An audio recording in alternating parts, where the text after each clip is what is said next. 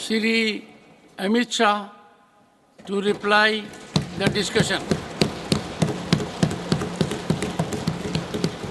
धन्यवाद सभापति महोदय। आज मैं इस महान सदन के सामने जम्मू कश्मीर पुनर्गठन संशोधन विधेयक 2023 और जम्मू कश्मीर आरक्षण संशोधन विधेयक 2023 ये दोनों विधेयकों को कानून बनाने के लिए सदन के आशीर्वाद प्राप्त करने के लिए मैं यहाँ उपस्थित हुआ हूँ। मान्यवर, आज ये दो बिल पारित भी होंगे, इसलिए भी आज का दिन बहुत महत्वपूर्ण है।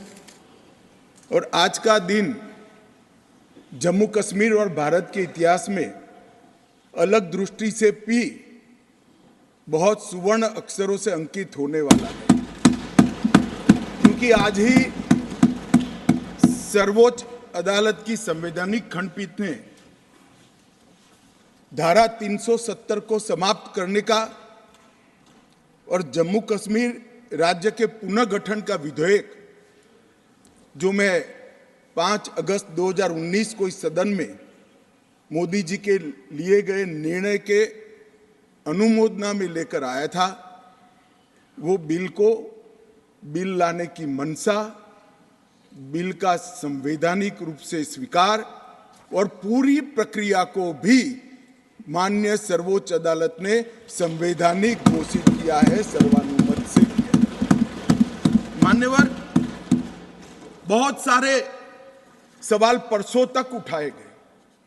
परसों भी लोकसभा में कहा गया कि ये बिल अभी लंबित है, क्यों जल्दबाजी में ला रहे हैं, सुप्रीम कोर्ट न्याय करेगी, आपको राह देखनी चाहिए।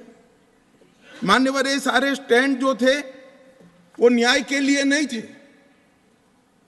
नरेंद्र मोदी जी ने जो निर्णय किया था वो निर्णय को लंबित करने के लिए थे, उस इरादे से किए गए थे। मान्यवर, आज निर्णय कर लिया सुप्रीम कोर्ट ने, और ढेर सारी चीजों को जो भारतीय जनता पार्टी 1950 से बताती थी, और कांग्रेस, विपक्ष और विशेषकर कम्युनिस्ट भाइयों का हमेशा से हम पर आरोप था कि राजनीतिक बातें आप कर रहे हो, इस सारी चीजों को आज सर्वोच्च अदालत ने अमली जामा पहना दिया। न्यायालय ने माना कि जम्मू कश्मीर के पास कभी भी आंतरिक संप्रभुता नहीं थी, जो हमारा कहना था। उन्होंने कहा कि भारत के साथ ट्रीटी के कारण भारतीय संविधान के बाहर राज्य को कोई आंतरिक संप्रभुता नहीं मिलती है, इस बात को सुना। मान्यवर, न्यायालय ने माना कि अनुच्छेद 370 एक अस्थायी प्रावधान था, इसमें कोई शंका कुशंका नहीं है, ये संवैधानिक सत्य है कि धारा 370 अस्थायी समाधान। अब ये कुछ लोगों को पसंद नहीं आता है, और जो नेहरू जी के विचारों के, नेहरू जी के कामों के बड़े प्रशंसक है और अनुयायी है, उनको भी पसंद नहीं आता है जो हम कहते हैं।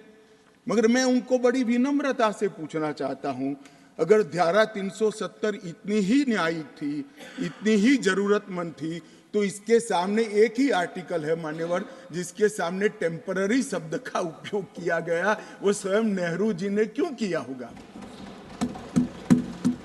जो लोग कहते हैं कि धारा 370 परमानेंट है, वो संविधान सभा की मंशा का अपमान कर रहे हैं, संविधान का अपमान कर रहे हैं। मान्यवर, आज सुप्रीम कोर्ट ने कह दिया है कि इसका मतलब यह है, ये जो कहा धारा 370 अस्थायी प्रावधान था, इसका मतलब यह है कि ये दावा याचिकाकर्ता का 370 को कभी हटाया ही नहीं जा सकता। वो दावा सिरे से सुप्रीम कोर्ट ने खारिज कर दिया है कि संविधान को और देश के संसद के सदनों को पूरा अधिकार है धारा 370 हटाने।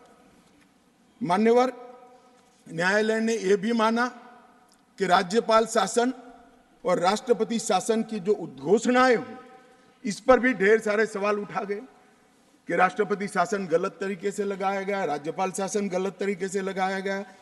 इन्होंने भी, सुप्रीम कोर्ट ने यह भी माना कि राज्यपाल शासन और राष्ट्रपति शासन की उद्घोषणाओं को चुनौती देना ठीक नहीं है, ये पूर्ण रूप से संवैधानिक प्रक्रिया के तहत। मान्यवर, अनुच्छेद 370(3) में जो प्रावधान है वो संविधान सभा ने ही तय किया है।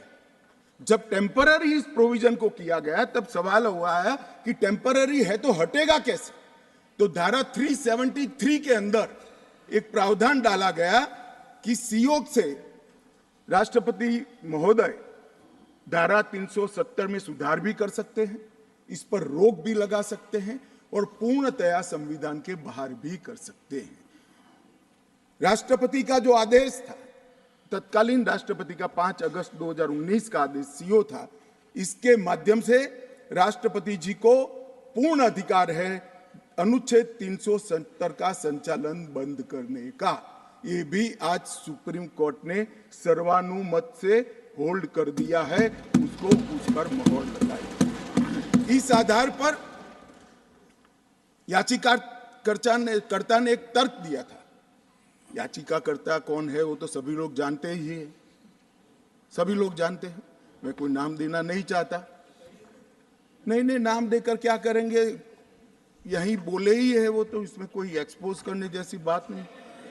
मान्यवर, 370 के तहत कोई भी घोषणा करने के पहले जम्मू कश्मीर की संविधान सभा का परमिशन जरूरी है, अनुमोदना जरूरी है, ये उनका क्लेम था। और उसको क्लेम को एक्सटेंड करते हुए आगे ले गए, क्योंकि अब तो जम्मू कश्मीर में संविधान सभा है ही नहीं। तो इसका मतलब ये हुआ कि जम्मू कश्मीर की संविधान सभा के परमिशन के बगैर धारा 370(3) के तहत कोई एक्शन नहीं लिया जा सकता और संविधान सभा समाप्त हो गई है, इसलिए धारा 370 परमानेंट हो गया। मान्यवर, ऐसा आर्गुमेंट मैंने मेरे जीवन में भी, मेरे 5 धाराशास्त्रियों को पूछा कि मेरी समझ में कोई गड़बड़ है या ये डिमांड कोई गड़बड़ है, कि डिमांड तो गड़बड़ है ही है, ये आर्ग्यू कर रहे हैं उनकी समझ में भी बड़ा प्रॉब्लम है। मान्यवर, आज सुप्रीम कोर्ट ने तय कर दिया कि जम्मू कश्मीर की संविधान सभा समाप्त होने से धारा 370(3) समाप्त नहीं हो जाता है, धारा 370(3) यथावत रहता है।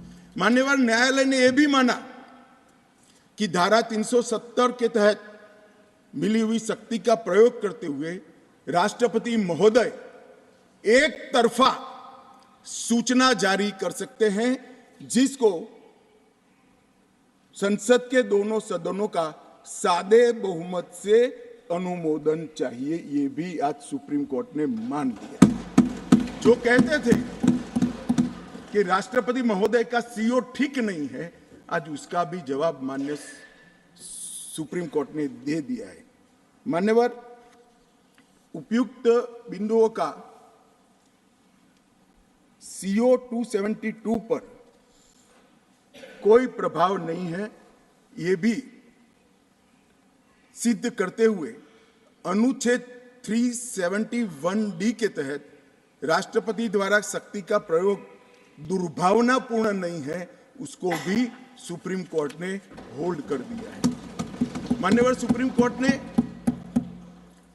यह भी होल्ड कर दिया है कि क्योंकि जब अब धारा 370 समाप्त हो चुकी है, अब जम्मू कश्मीर के संविधान का कोई अस्तित्व नहीं रहता है।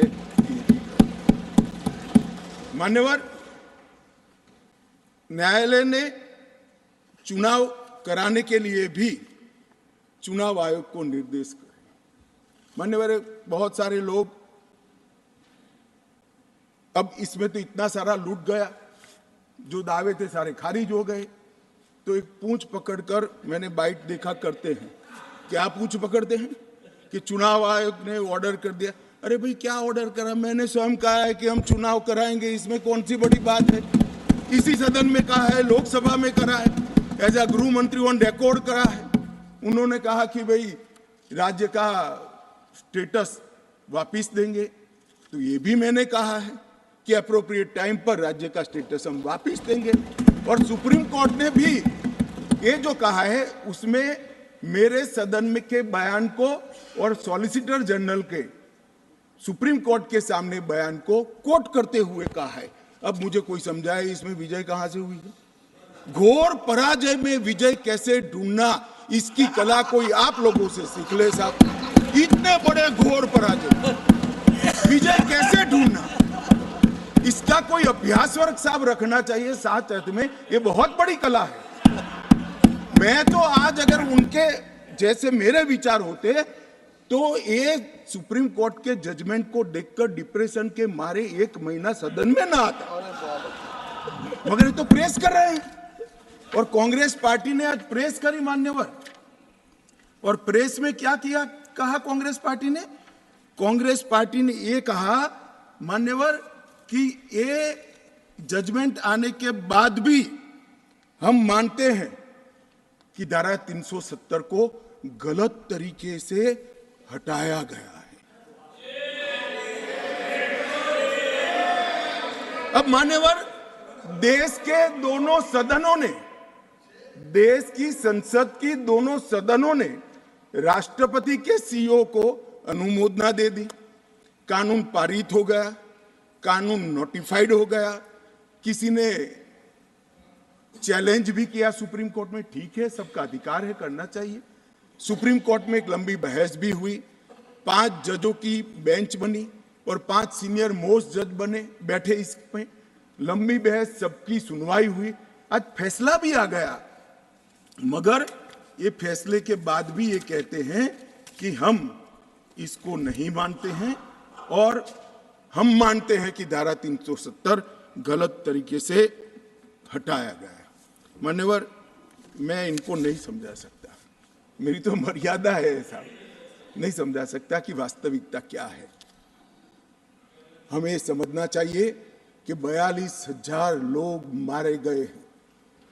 क्यों मारे गए हैं? सवाल हिंदू मुस्लिम का नहीं है।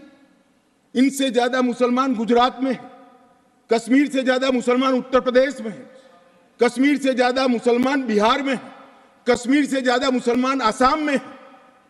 क्यों वहां अलगाववाद नहीं हुआ? क्यों वहां टेररिज्म नहीं हुआ? बाउंड्री का भी सवाल नहीं है साहब। कई ऐसे राज्य हैं, राजस्थान की बाउंड्री भी पाकिस्तान से लगती है, गुजरात की बाउंड्री भी पाकिस्तान से लगती। क्यों हुआ? क्योंकि धारा 370 अलगाववाद को बल देती थी और अलगाववाद के कारण